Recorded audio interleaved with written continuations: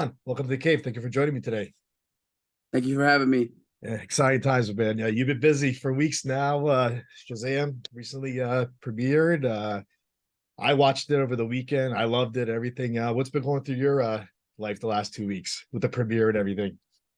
I mean, yeah, it's been super hectic, but I mean, I'm just very grateful to be a part of this. You know, with the fans sending me DMs, tweets, whatever, Instagram replies, it's a lot of love, and I do appreciate that very much. Like it helps, you know, as actors, we are our hardest critics, so it helps to see these people that enjoyed the film, loved it, and are sharing, vulnerable stories from their own perspectives and stuff, and how the film affected them, especially kids that were in the foster care system or um are kind of going through similar things. They're sharing their experience and their takeaway from the movie and stuff, and it's all very positive from them. So that to me is a win. And I loved it. Like I said, we're gonna jump more into it in a little bit. But I want to, I was doing research on you. I want to know a little bit more about you, my friend. Acting world. What made you get into it? What pushed you?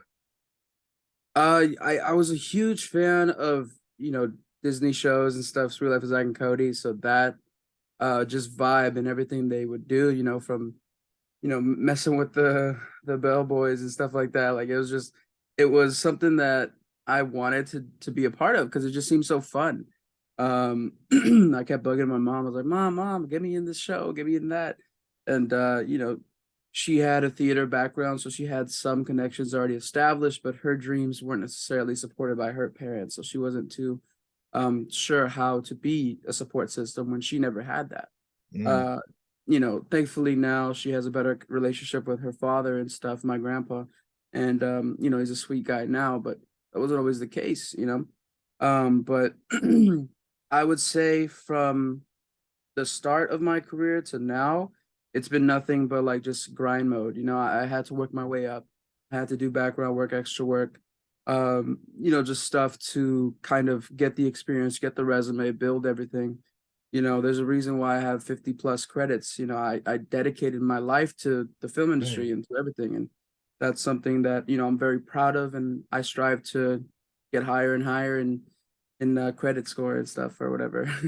Well, what was your mom's reaction when you told her that you wanted to go for this and go, like um, super go well, for it, like you said? she was like, she was hesitant just simply because she didn't have that support system. But she decided to put me into modeling and see what, how I would react to that. And if I could take that serious and if I can accomplish something in that, then she would see that I have the passion and dedication to really do it. And I went ahead and did a couple pageants or whatever. And I won second place, third place. And then eventually I won first place. And then at like right after, I believe, three pageants, she tells me that I went up to her because she was kind of nervous for me because this was like a higher division, whatever. And Yeah. she was like, "Are you ready? Are you ready? Do you need me to change your outfit to this other one, or do you like what you're wearing?" And I guess I told her like, "Mom, I got this. I'm a superstar." And I just walked on stage, and I was a kid. I had so much energy, and I knew I wanted this, and Hmm. I believe I went up there. I like tilted my glasses down to the judges, gave them a wink, and then just like went like this. And that's basically what told my mom that yeah, he's got what it takes, and it's more than just like a wishful thinking situation. It's something that he's Hmm. actually down to pursue. So So yeah. you've done TV, you've done film, you're part of the DC universe. What's on your bucket list? Do you have any other goals that you want to try to hit? Yeah, I'd love to dive into voiceover work and stuff like that, Yeah. and maybe do like some kind of animated series or something. That'd be pretty dope. Um, or even just horror films. I've been saying that for a while. Like I've been wanting to do a horror film just because I've never had that experience, and I feel like I want to be diverse. I want to have all these different challenges or types of movies and shows. So that'd be pretty cool. Or even just like a thriller type of show that I could be attached to or something. Yeah. Other than Shazam, what's been like your favorite project you've worked on? to this day? Because I know you Probably. probably because I know you'll probably say Shazam. Yeah. I was like, dang it, I can't say Shazam. It'd probably be the middle, just Okay. simply because they were so friendly, and they didn't have to be that way. They were already an established show, established family, and castmates and stuff. And from the first table read on, I already knew just on that day that Atticus and the rest of the gang were just super friendly and welcoming. That's could be intimidating to come on as a guest star on a show that's already been established, and you're Yeah. like at the seventh season. So yeah, I would say them, just simply because they treated me with the utmost love, and I cherish those moments a lot to this day. So So we have let's jump right into the movie. Actually, before we even do that, I saw that you did you just come out with a single?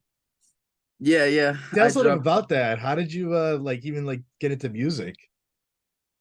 So when I was about 16, a friend of mine, shout out Fatel, he asked me to be his younger version in a music video, and I said yes, just because I'd never done a music video at that time. I was super down, so I did it.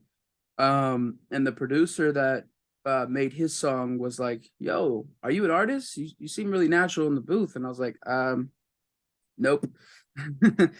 So he kind of took on the role of artist development and kind of helped me, excuse me, develop my lyrics and my confidence in my voice and stuff. And it started off with me just drafting like really corny lines, just like, "Yo, my name is Jovan, my last name Cornejo, it's like a bunny," just like weird things. And that was like how I started. And that kind of stuff doesn't really get talked about. You have to really, unless you're like Jay-Z or Eminem or something, you can't just walk in that booth and already have a song in your head and just lay it down.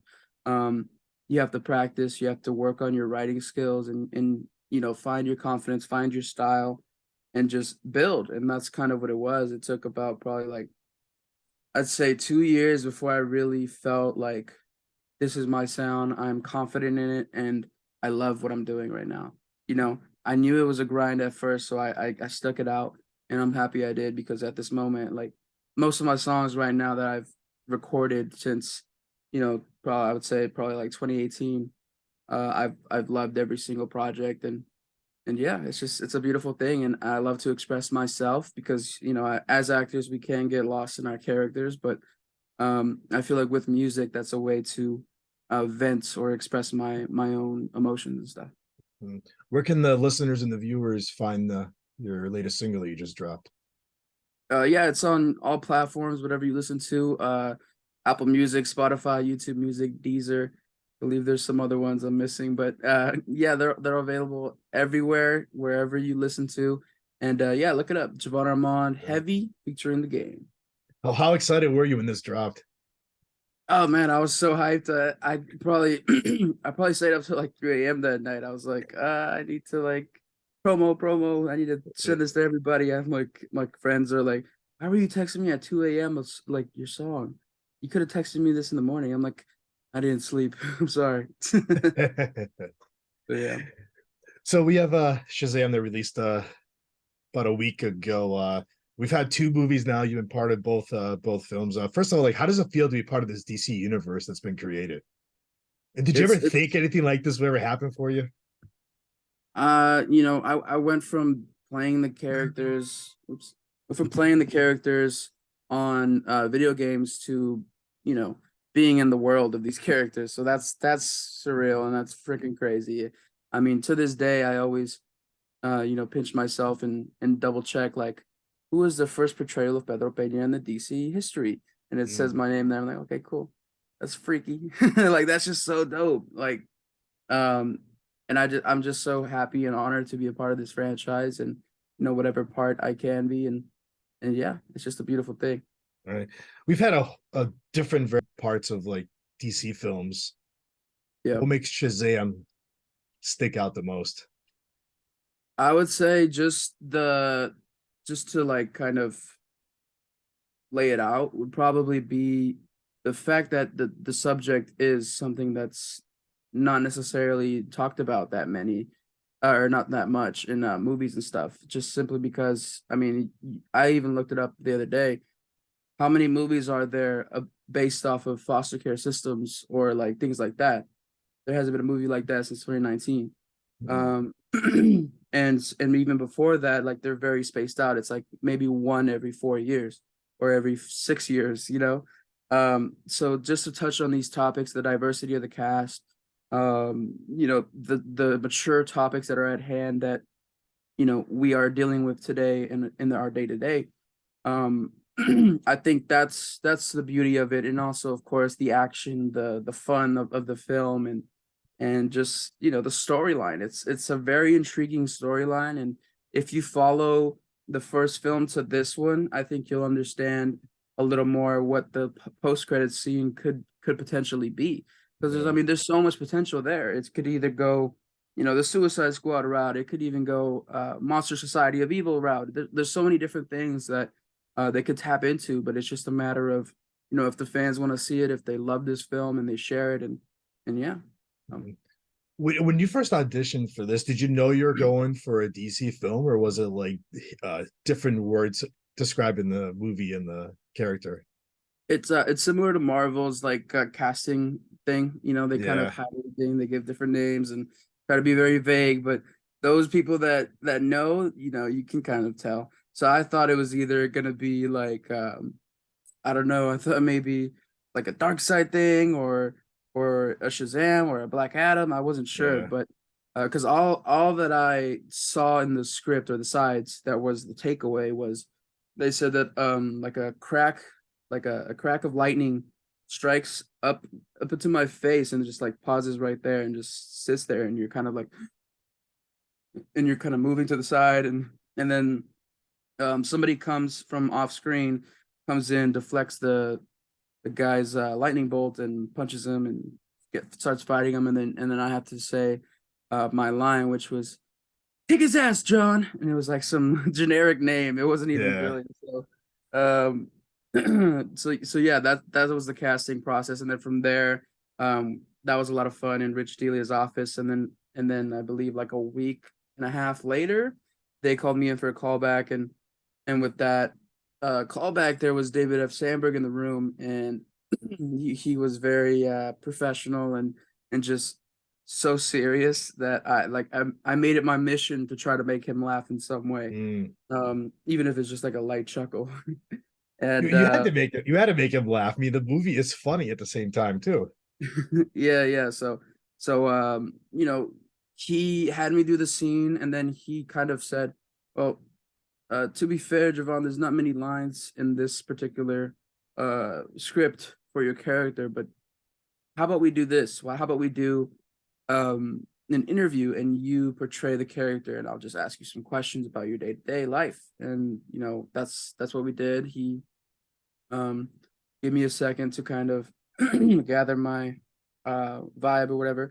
So then I just kind of played it as like I was sitting on the couch watching TV, and then I started to play video games uh with some just like console or whatever. At that point, I just used a controller just because you know, I'm a console guy. I'm not a PC guy.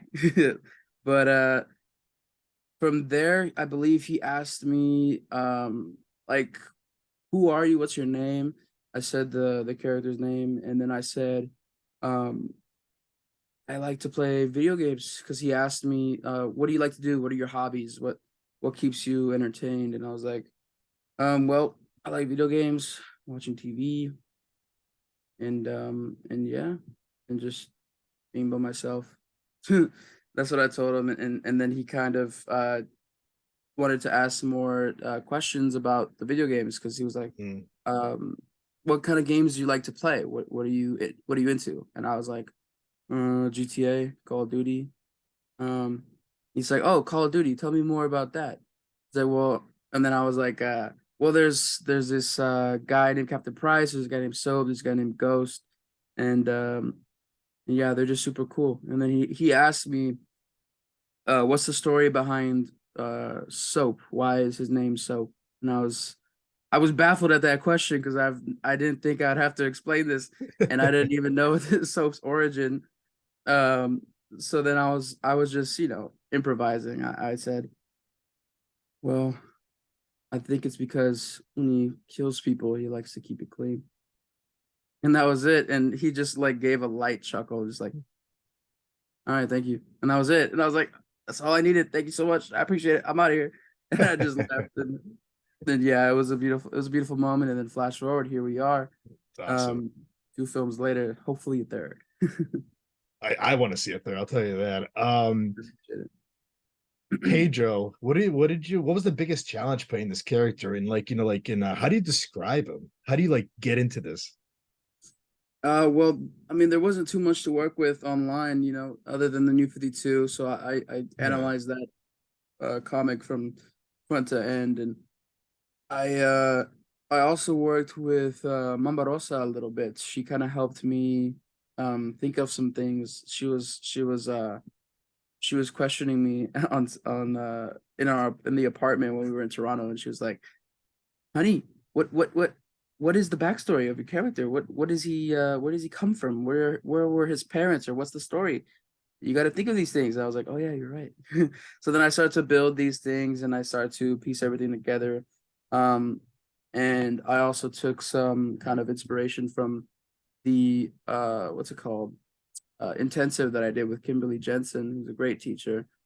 She talks about, not necessarily only building the backstory, but also building the timeline of like what's happening, what happened before you're seeing, what happens after you're seeing, and how does that all affect the way you take uh this character or whatever.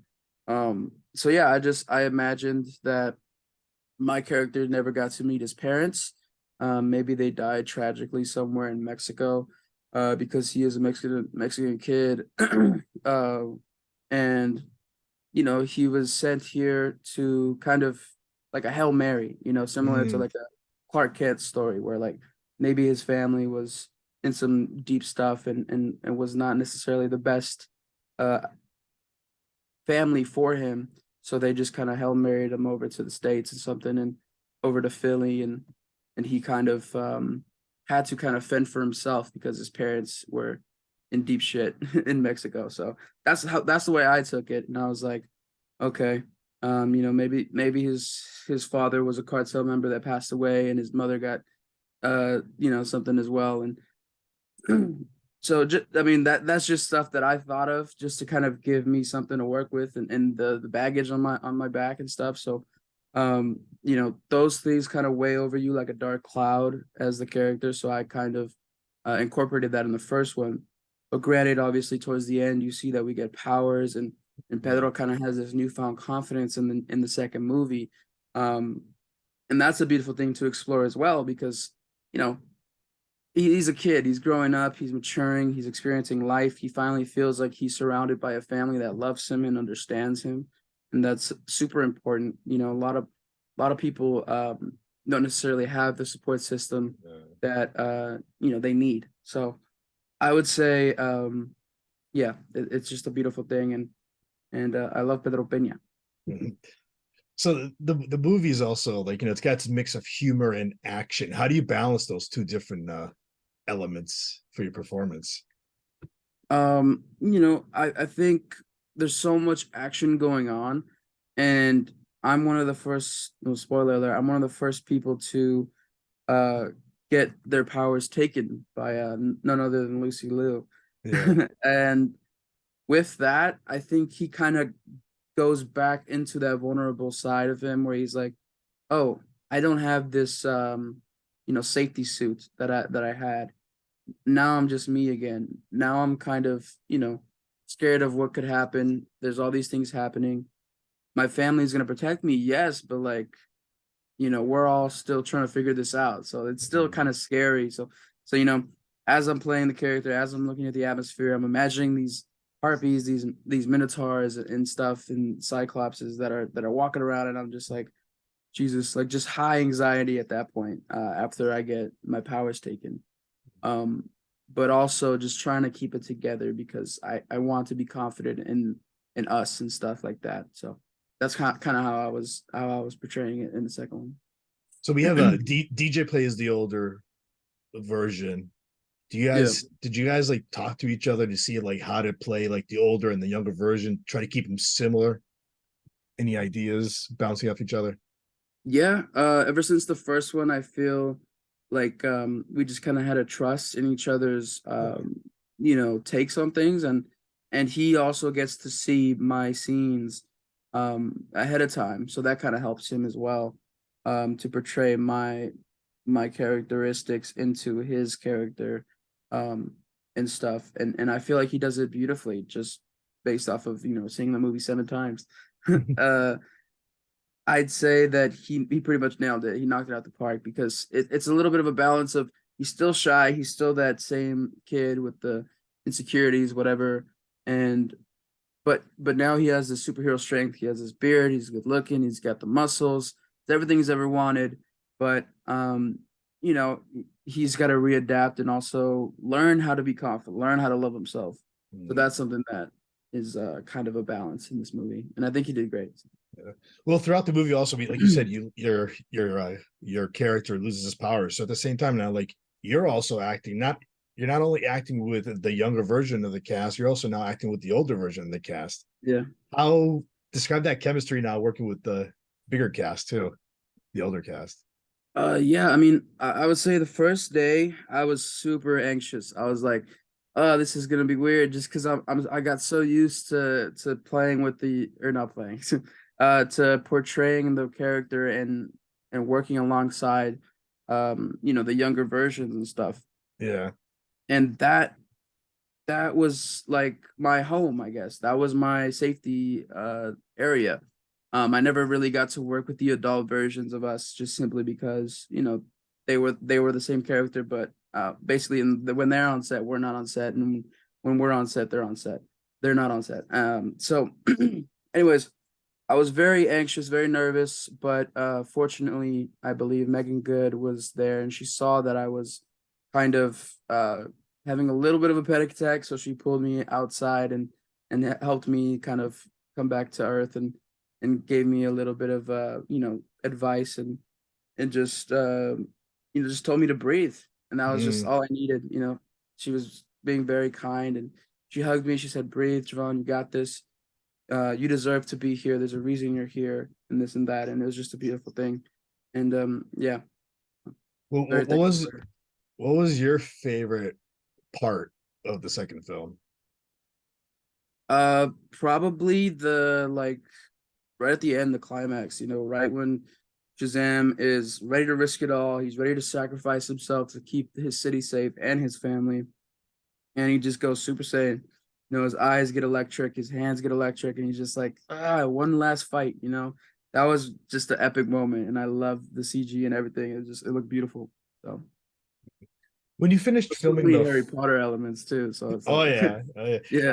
When you finished filming the first film, how long did it go by before you found out you were doing a second movie? Uh, after the after the premiere, it was like a week after. Oh wow.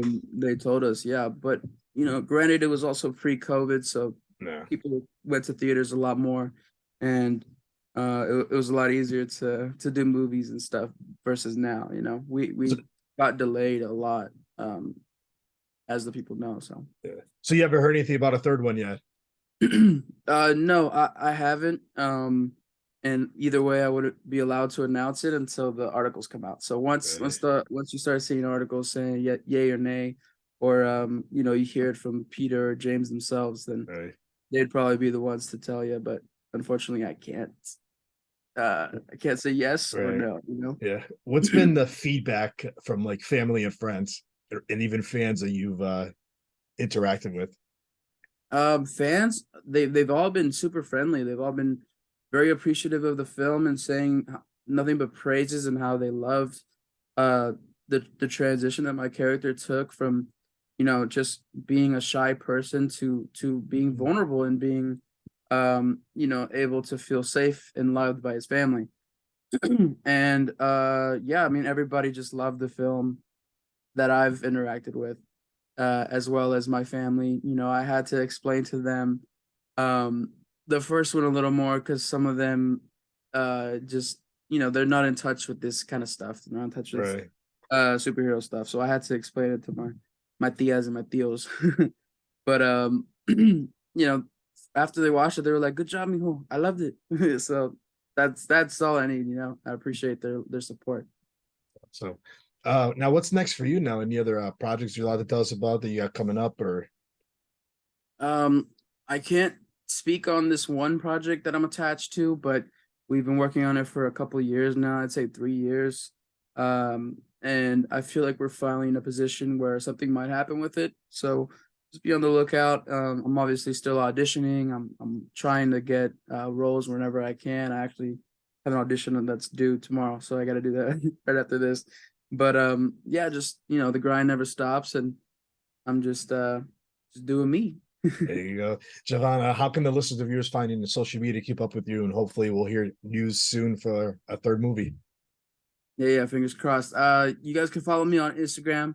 It's Jovan Armand official, JovanArmand, and then official Twitter and TikTok, Clubhouse, whatever other social media apps.